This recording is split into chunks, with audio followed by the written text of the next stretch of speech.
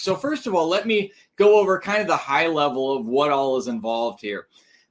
You start with your ads. Now, if you've been following me for any time at all, you know that I'm a YouTube ads specialist. So I put little YouTube logos to represent my ads. But you can use this same system for Facebook ads or TikTok ads or any other algorithm-based ad platform. And this will work, by the way, this is specifically for high-ticket service businesses. So if you are a coach or a consultant, or you have a marketing agency, or you are a tax advisor or financial advisor, or you are a recruiter, then there are a lot of high-ticket services that this will work for. So this first part is the ads. So you have an ad that tells the person about some offer. Now that could be either a lead magnet or it's the thing that you actually offer. So when I say the thing you actually offer, I mean your paid product. So your coaching program or your advisory services or whatever that is. You could push that directly. And by the way, the distinction here is you want to figure out, are you doing a done for you service or are you doing something that's kind of a DIY or a done with you? The difference is, for example, I'll use marketing as an example. If I'm going to say I'm going to create and run your YouTube ads for you, then that's a done for you service. If I say I'm going to coach you or I'm going to give you consulting on how to create YouTube ads for yourself, or I'm going to sell you a course on how to create YouTube ads for yourself, then that would be a done with you service or a do-it-yourself service. Now, if you do a do-it-yourself or a done with you, then what you offer, then you probably don't want to offer your service directly at this point. What's a better idea is to offer a lead magnet. What a lead magnet is a sort of free sample of what you offer, because what you're offering is essentially information. It's the how to do this thing that you offer. You could give them an ebook or a free course or something like that. In some cases, you can do a lead magnet for a done for you if your goal is to get people to realize that they really don't want to do it themselves. That's also a possibility. But generally, the DIY or the done with you, you want to have a lead magnet that gives them a taste of your expertise and helps them along the process a little bit. Whereas if you're doing a done for you, oftentimes you just want to kind of go direct to the punch. You want to say, hey, do you want to get this result, but you don't want to have to put in all the time and effort to do it yourself? Click here to learn about my service where I can do it for you, right? You go more direct for the done for you offer. And then on your opt-in page, it's going to be just very simple, just a headline and an opt-in form where you get people's contact information. And then what you're offering in your headline is the same thing that you offered in the ad. So if you're a done for you offer and you said, click here, click here to get more information on what it looks like to work with me or to what it looks like for me to do this thing for you, then you're going to have a similar headline on your opt-in page. Whereas if you're offering a lead magnet, like click here to get my free ebook on ABC, then you're going to want to talk about the lead magnet in the opt-in page.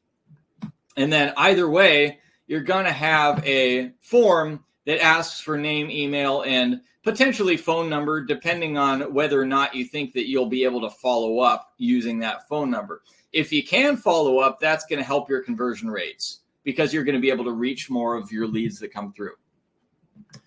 Now, from there, you go to a VSL page. VSL stands for a video sales letter. This is just a video that tells them why they ought to work with you. It sells them on the thing that you offer. Now, if you're doing a lead magnet, the lead magnet and the VSL could be the same thing.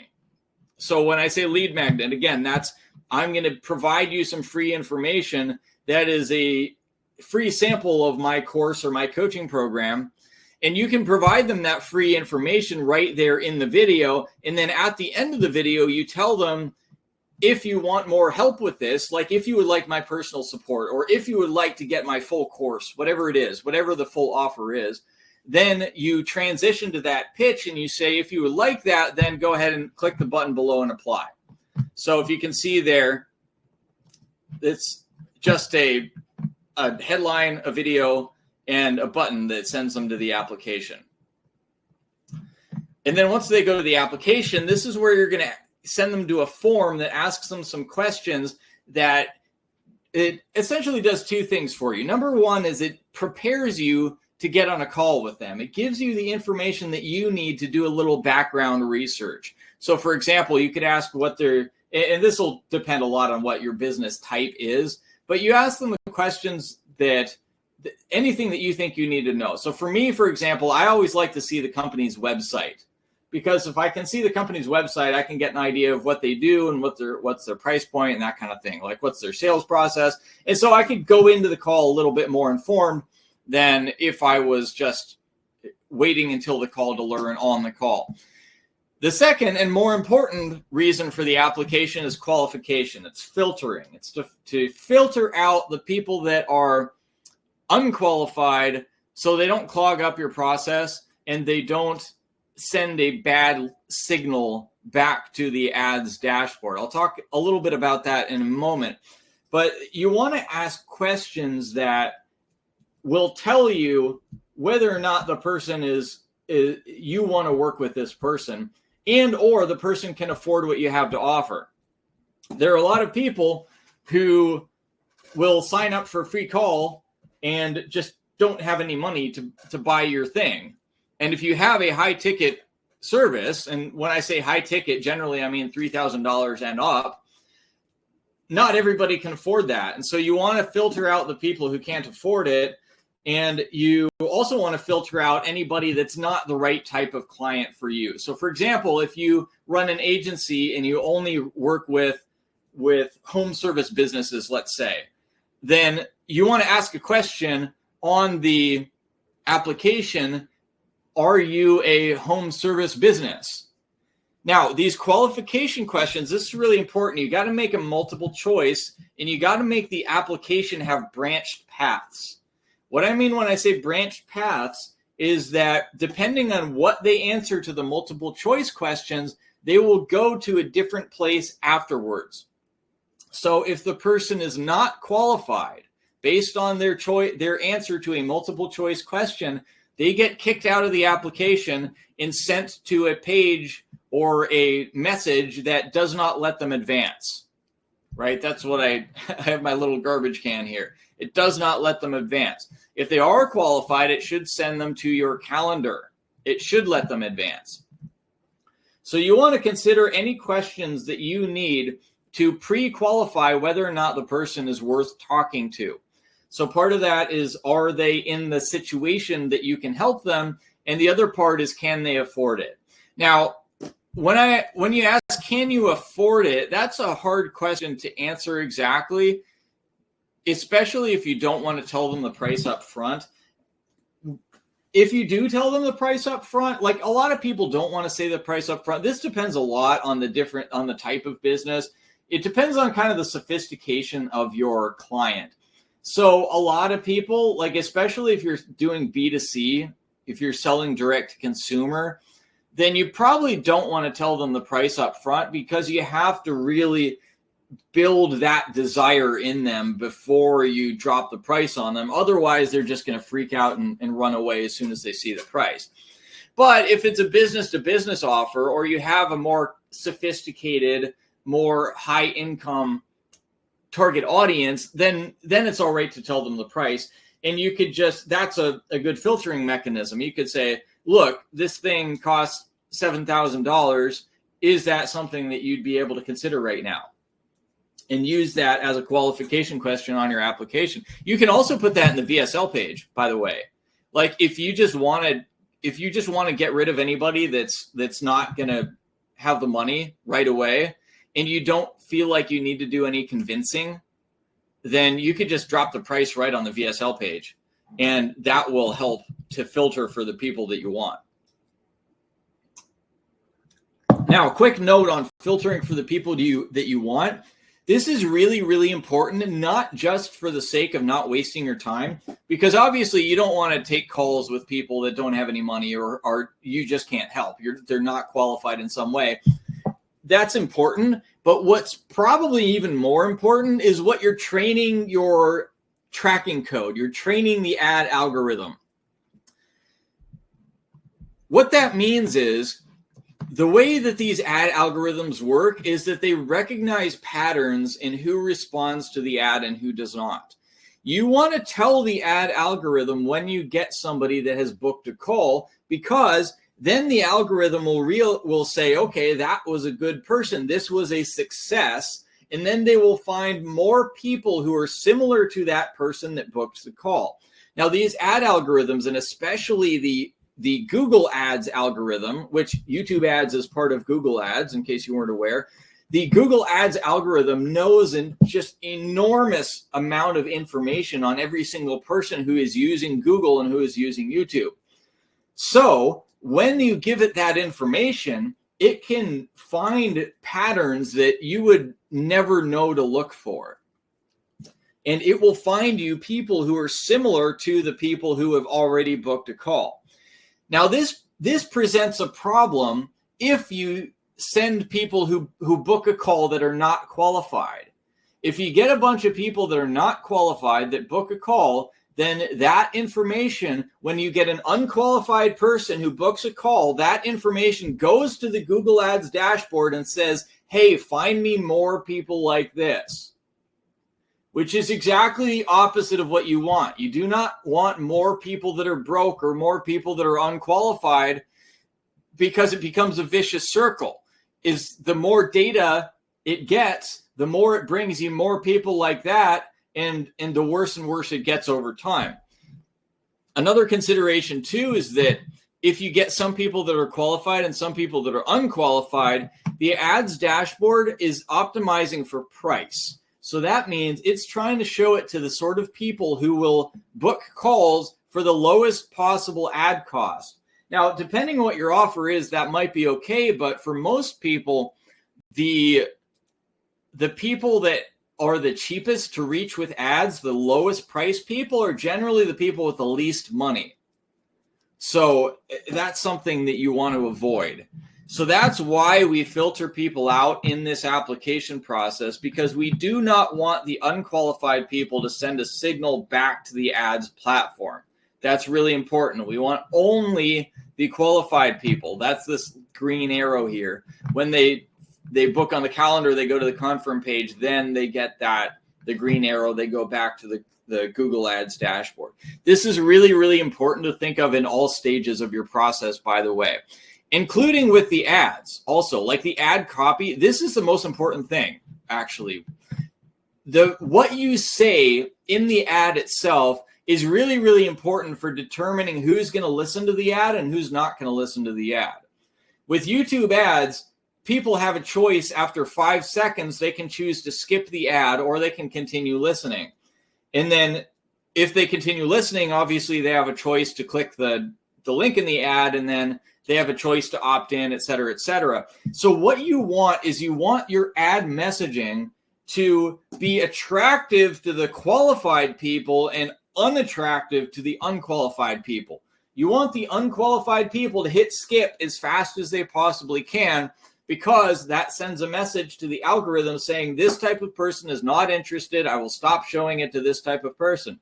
Conversely, when the qualified people watch the ad, then click on it, then opt in, etc., the ads algorithm is noticing each one of those steps, and each one of those steps is a signal saying, oh, this was a success. I'm going to show it to more of this kind of person.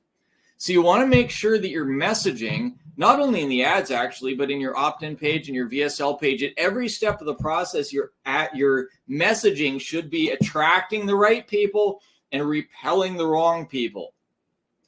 A lot of people make a mistake here and they just try to attract everyone. That is a recipe for failure here. You do not want to attract everyone. You want to attract the people that you want to work with and are financially capable of working with you. Okay, So you have your application, which if they answer all the right things that show that they're qualified, then it goes to a calendar. I set this up in Calendly. You can use Once Hub. There are other softwares as well. Calendly works really well, and it's super cheap. I think it's free if you only have one calendar. And you can get that set up really quick. It'll integrate with your Google Calendar, which is pretty cool. So if you already have a Google Calendar that you use to schedule your life, then it will just integrate automatically. So if you have a appointment booked off on your Google Calendar, then Calendly will not give that as an option for people to book. It'll only give as an option the open spots. And then when somebody does book a spot, then it will show that spot on your Google Calendar, which is pretty convenient. If you have a sales team with multiple salesmen, then I know I've done this with Once Hub. It has this thing called Round Robin, where it will schedule on your team's calendars in a round robin fashion. So whoever's turn it is, it will schedule on their calendar. Calendly probably has something like that as well, but I'm not sure. But you can definitely do it on Once Hub. Now, once they schedule the call, and by the way, there's a form in your Calendly where you can ask for their info. I would absolutely ask for a phone number here. Even if you asked for a phone number on the opt-in page, ask for the phone number again on the calendar. This is important because at this point in the opt-in page, assuming you're running your ads to cold traffic, these people don't know you from Adam. They don't know anything about you, and you're asking for their phone number. So a sizable percentage of these people are going to give you a fake phone number. And then if you try to call them, because what happens is that when you book somebody on the calendar, a lot of times people forget.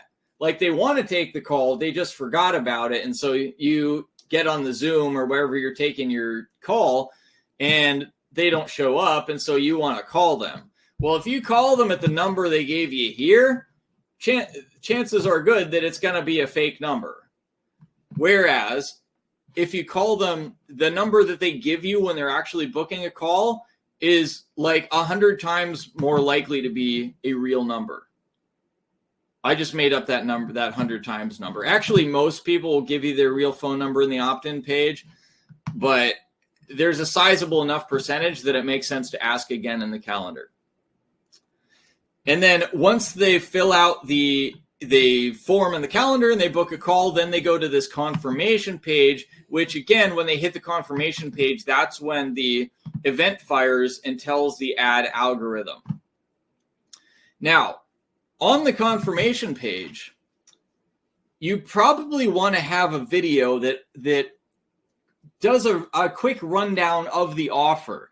It goes over exactly what your offer, maybe not exactly, but a rough overview of what your offer is and what they should expect on the call. What this does essentially is transfers a lot of the work that you or your sales team was going to do and puts it into the video instead. So if they already know how your offer is structured and what it's about before they even get on the call, well, that's a bunch of time that you just saved that now you don't have to explain that all to them.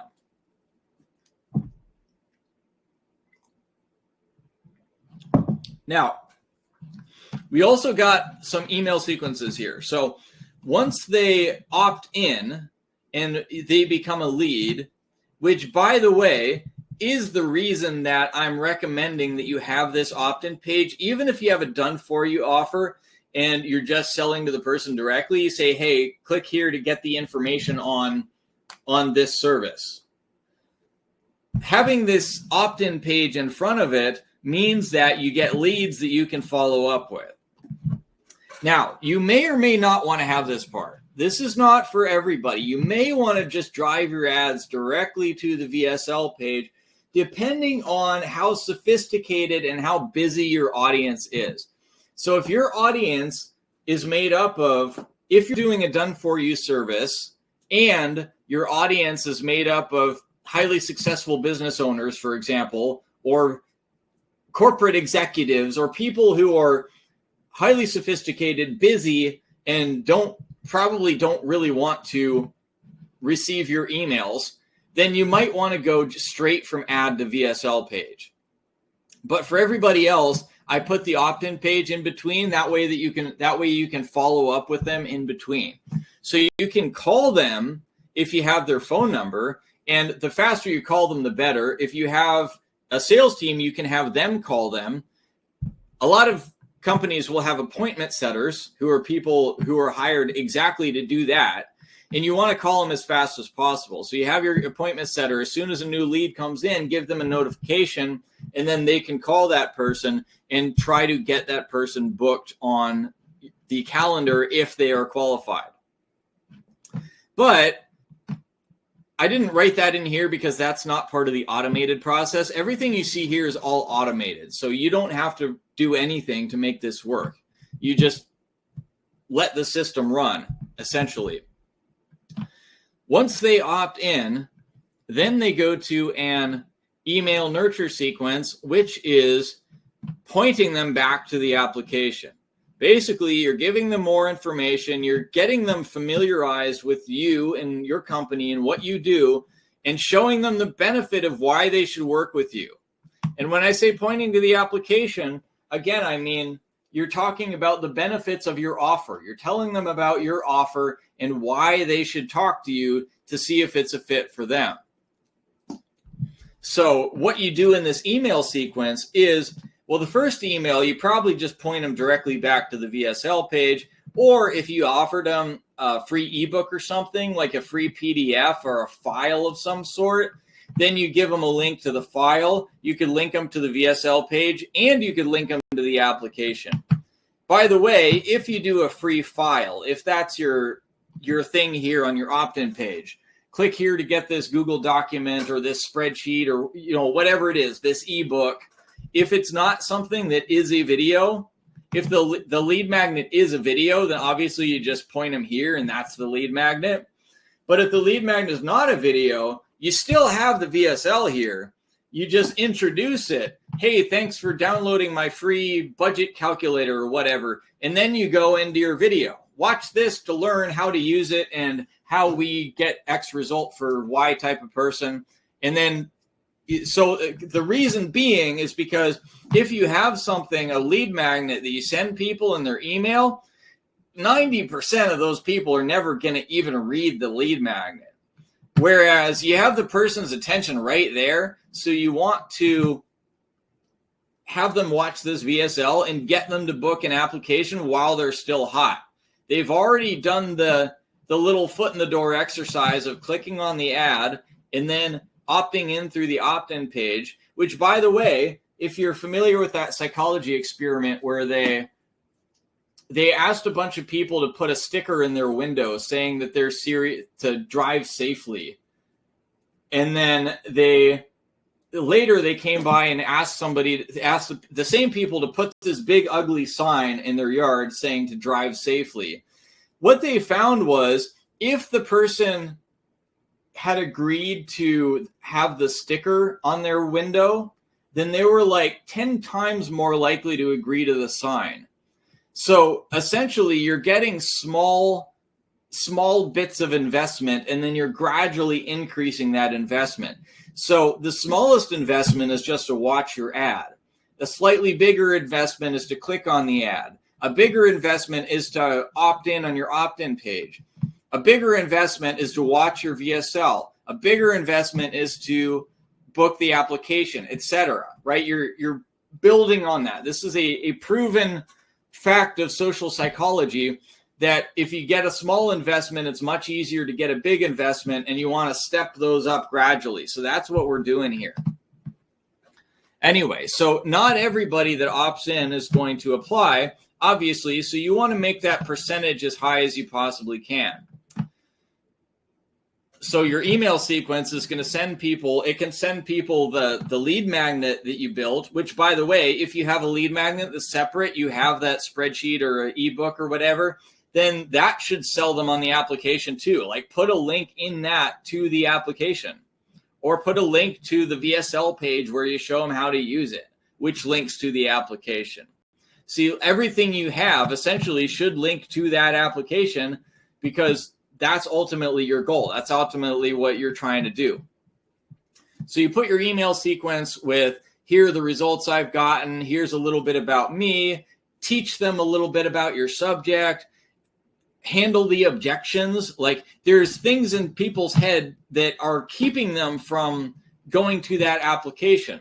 Like, oh, I don't think I can do this because I'm not the right type of business. Or I don't think I can do this because I'm not tech savvy. Or I don't think I can do this because, list any number of things.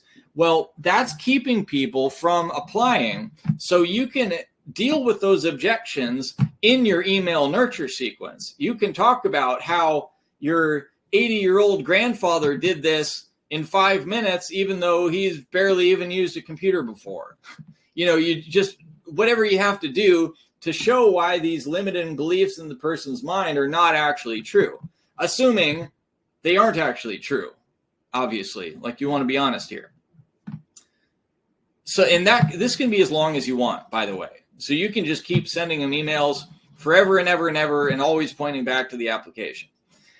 Now, once they've booked a call, now your main concern is to try to get them to show up, because as many business owners will tell you, somebody showing up for the call that they booked is far from a given, not something to take for granted, especially if you're working with a B2C, not so sophisticated audience.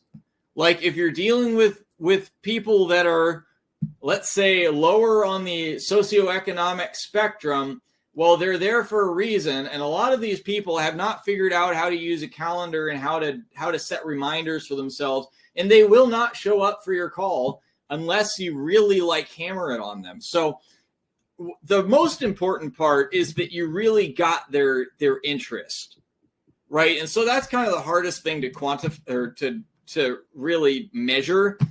But if they're really, really excited about this opportunity, then they're much more likely to actually show up to the call than if they're just kind of so-so about it, right? And there's also a time element to that. So they may be really excited about the opportunity when they're on the VSL page, but let's say they booked the appointment for 2 weeks in the future. Well, 2 weeks have gone by and they totally forgot what it is that they've booked. They've completely lost their enthusiasm. So you need to find a way to maintain or rebuild that enthusiasm. One thing is just don't let them book that far in advance. I generally only do 1 week in advance maximum, because any more than that, people forget what they booked for. And then you can also send them email reminders and SMS reminders. Again, if you got the phone number, then you can send them SMS reminders, which SMS is cool because people almost always see their SMS. Whereas with email, people are much less likely to see their email. And bonus points, by the way, with the SMS, if you make it, instead of just automated, you can have it automated, which is fine. But it's even better if you send real messages, and ideally from an iPhone. The reason for that is because people who also have iPhones see that the text message is not actually an SMS, it's an iMessage, which shows up in a different color.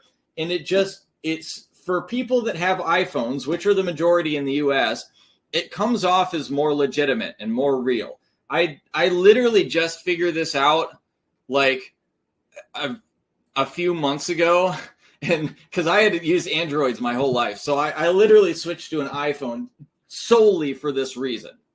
I'm still kind of more of a fan of Android, but it is what it is. You do what the market dictates.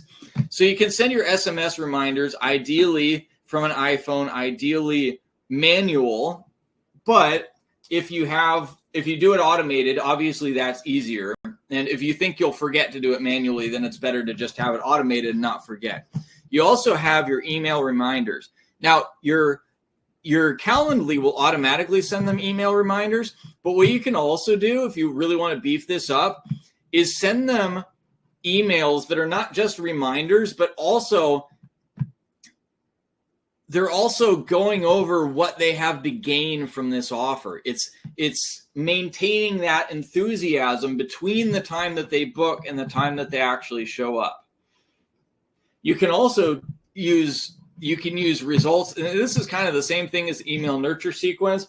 You show client results, you show the method behind the system, you can show, and you can bust objections here in the email reminders, and that will help to maintain the enthusiasm. It will help to make people more likely to show up. And once the person does show up, it will make the person more likely to actually buy your product because they've been pre-sold by these email reminders. And you can have videos, you can do all sorts of stuff here. You can't, if you want to be really sophisticated about this, what you can also do is send retargeting ads. So after the person books a call, you can put them on a retargeting ads, like a custom ad audience in YouTube or in Facebook, and show them specific ads that are doing the same thing as your email reminders, that are getting them excited for this call. And then also, once you actually get on the call, I found that a significant number of people will forget about the call and not show up, but they are actually still interested. They just forgot. So for those people, what you want to do is, again, you ask for their phone number here, call them. Like, again, call them from their phone. I wait exactly 4 minutes. That's my thing. If they're 4 minutes late, then I call them. If they don't answer, I call them again. If they still don't answer, then I text them. And then I'll wait 10 minutes to give up on the call before I decide that they're not going to show up. So this is the system. Like, this system works really, really well, and it gets better and better over time, because not only are you getting better at the sales calls, you're getting information. Like, you're getting more information about what objections people have and what people are interested in and that kind of thing. You get information about, are the people qualified, right? If you're getting a whole bunch of people who are not qualified booking on your calendar, then maybe you need to do a better job with your application. Maybe you need to do a better job with the messaging in your ads. Maybe you need to say explicitly, if you're this kind of person, the unqualified kind of person, then do not click on this video because this is not for you. You can say that in the application too. You can say it in the VSL page. This is for the person that's in this situation, not for the person that's in this situation. And the better you do, the more you'll be sending the right signal back to Google Ads. Ideally, you want to run multiple ads here, by the way. Don't just do one, run multiple ads, and then track exactly how each ad is performing in terms of leads, in terms of applications, and in terms of sales. Because that will let you figure out which one is getting you the better results. Ultimately, what you care about is results in terms of sales. If one of them's getting you a bunch of leads, but all the leads suck, then you want to know that. And you'll be able to see that with how many of the leads are turning into calendar appointments, assuming that your application works and it's filtering out people fairly well. If you got, let's say you got one ad that got you 100 leads and 2 booked calls, you have another ad that got you 20 leads and 5 booked calls, well, chances are the one that got you fewer leads is actually the better ad because it's getting you more qualified booked calls. That's ultimately what you're more interested in.